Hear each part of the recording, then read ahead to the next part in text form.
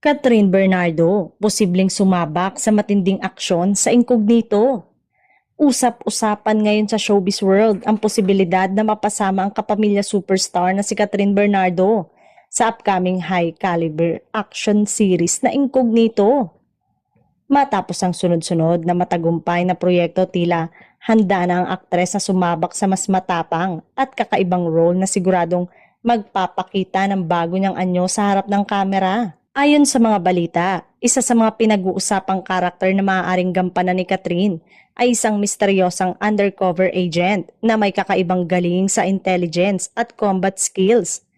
Kung matutuloy ito, ay magiging kauna-unahang full-on action project ng aktres na kilala sa kanyang versatility sa drama at romance.